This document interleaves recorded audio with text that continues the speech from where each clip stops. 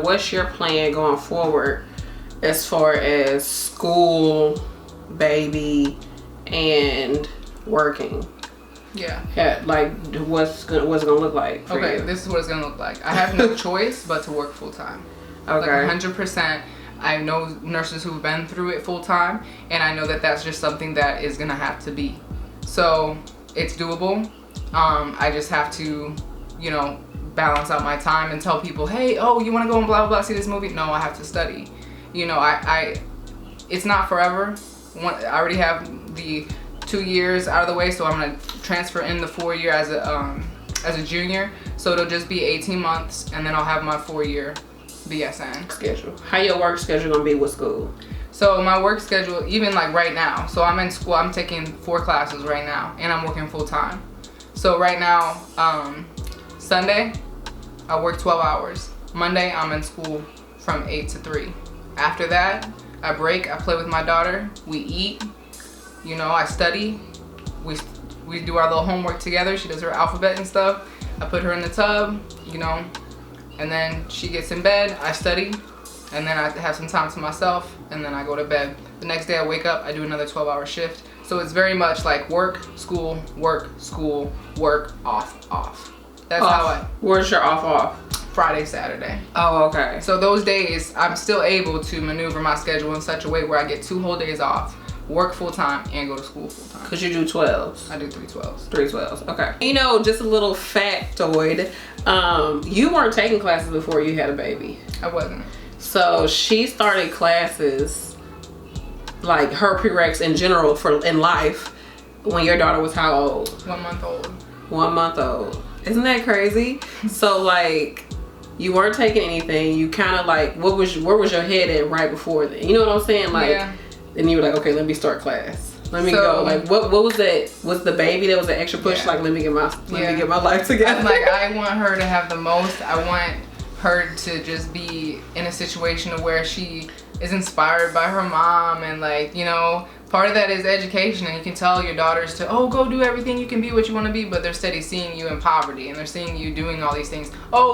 Take, don't let a man treat you that way, but she watching you getting your ass beat though. So you just have to really come through and be an example for your children, and what better way to be an example is to be educated. Oh, I'm so proud of you, bestie. We have been friends legit since the 4th grade. 4th grade. So like 19 years or something. It's been a ride. Yeah, it's been a minute. So how do you balance work, studying, being a mom? You kind of talked about that. A little bit, yeah.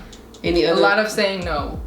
And it's not feeling bad about it. Like, I used to feel really bad, and sometimes I still feel bad because she's very social. You guys, I'm very social. Very. And I have a big family. Like, we're Latin. I have a big family, and I like want to be there for my nieces and nephews, and like, gets to the point where you miss birthdays, and you can only do what you can do. And people who love you, they're not gonna look at you like, oh yeah, she used to be my best friend until she started school.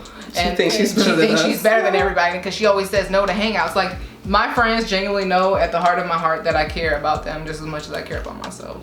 So I don't have to prove it to them. So don't have yourself around folks that are gonna make you feel like trash because you're already battling certain things with yourself. So just even check in, even like texting your friends once in a while and being like, hey, I'm thinking about you. Sorry, I've been so like disconnected lately. Like, I love you. Just still let them know you're thinking about them. But really balancing life is saying no and telling yourself, I'm not gonna be on Facebook when my homework's not done. I'm not gonna watch Netflix like when my homework is not done.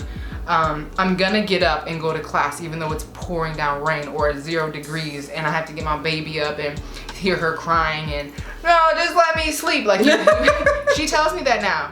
For God's sake, my eyes can't even open. That's what she said to me. Really? My eyes can't even open. She goes, why are you doing this? That's what she said to me one morning when it's time to go to school. She was just let me sleep. I said, if you're 4 years old telling me this, we're gonna have a problem when you're 14. So you're getting up. So a lot of saying no, and also I went out of my way to go to my academic center at my school and create a schedule. So you create a schedule. Me and Brandy talked about this in the past. You have your planner. You mark out the days like that the blocking. Yes. Which I need to do a video. I need to I need to get one of those sheets. It's so amazing. Maybe I could just print one off online. I'm gonna do a video about it. To be honest, when you block out your time, it makes it real. Time is this thing where it's like, oh yeah, I'm gonna study for that test. I'm gonna make a meal plan, and I'm gonna eat healthy, and I'm gonna work out as well, and submit all my homework on time. Well, how in the hell are you gonna do that? You gotta have a plan. You gotta have a plan. And so I know for a fact on Sundays, on Tuesdays and Thursdays, I am at the hospital from 7 a.m. to 7 p.m. So by the time I get done with my commute, I'm at home by 8. That is blocked off. You know, I know that from on Mondays and Wednesdays from 8 to 3, that's blacked out, blocked off. I'm in school. And then everything from there you can finagle. And I would say too, as far as balancing, your life doesn't have to be just work and school, because you're gonna burn yourself out. You deserve to go out and have like a couple of drinks with your friends or a movie. You deserve to, you know, have a bath.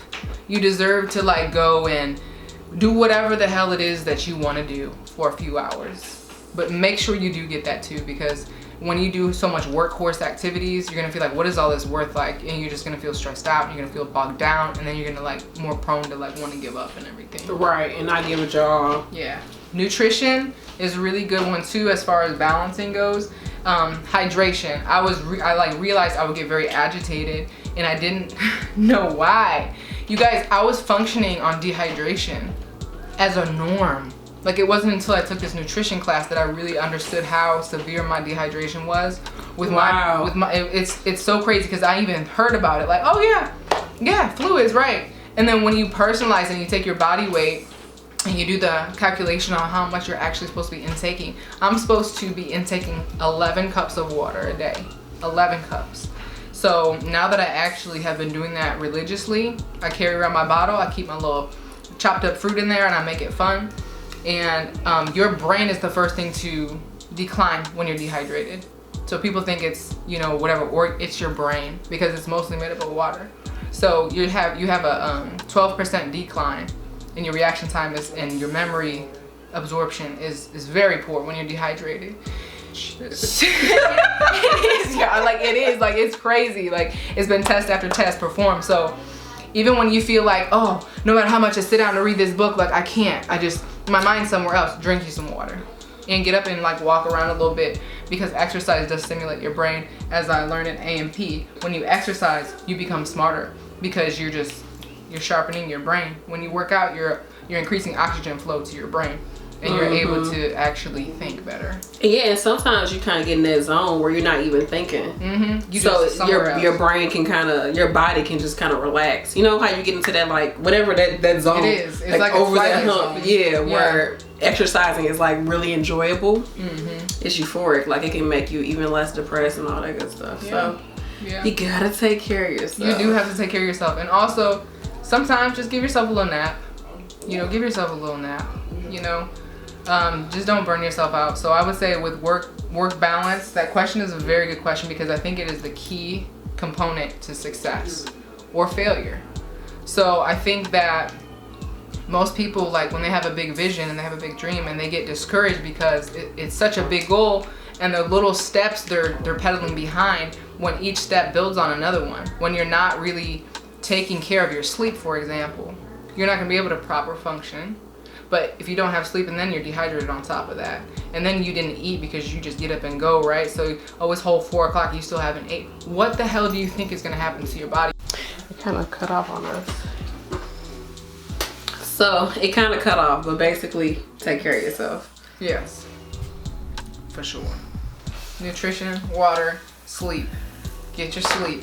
Because if you don't get your sleep, you don't get your immune system built, and then you get sick, and then you can't do anything when you're sick. You can't take care of you can't take care of your baby, you can't do anything. So with those people who are like, oh, maybe I could just get a few hours sleep and I'll wake up early in the morning and study, or should I stay up late?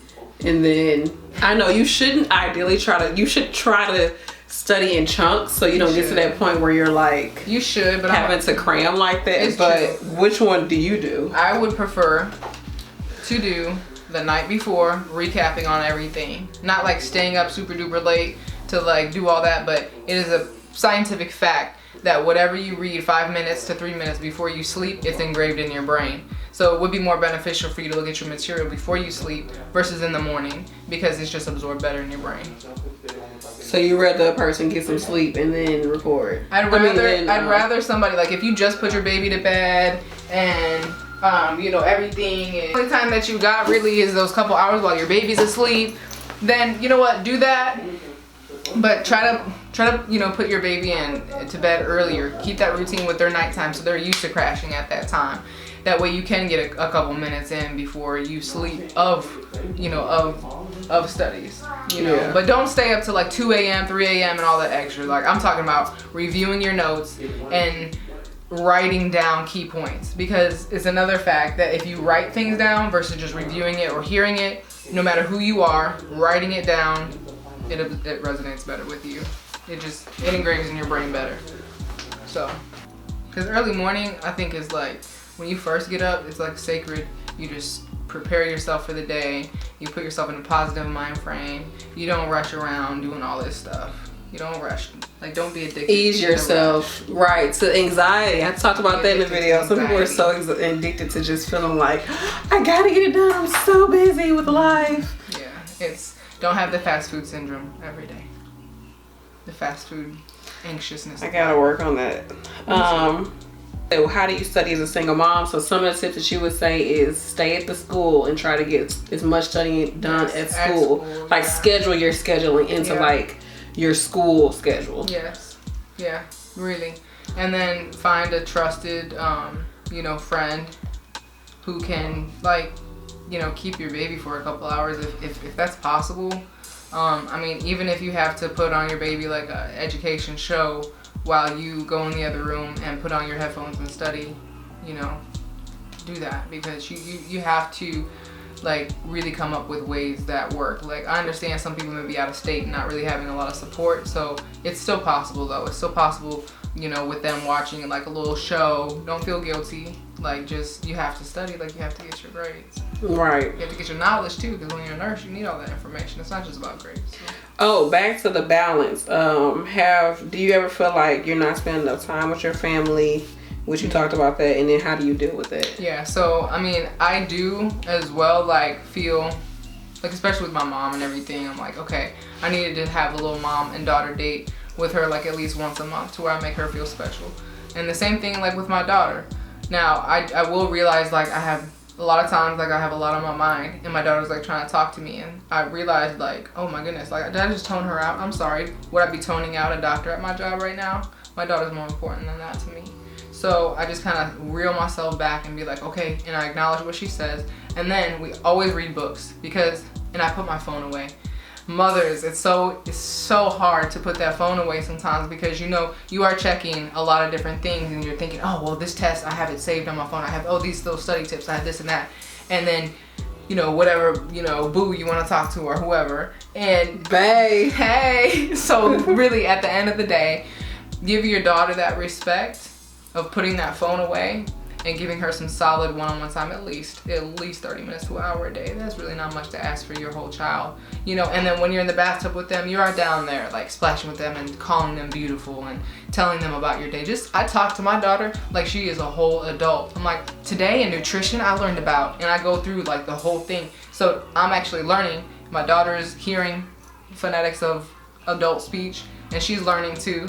And it's just a recap of communication, and it's a recap of my studies, and it's making my daughter feel special, even though she doesn't know what the hell I'm talking about sometimes. But make it fun, you know, like with water. When I was taking chemistry, I'm like, do you know that water is made up of, you know, and I, like, drew the, like, little Mickey Mouse structure and slightly negative charge and, like, all this stuff. So you can make it fun. Another thing too is my refrigerator. Like a white refrigerator right here. I use that for a dry erase board.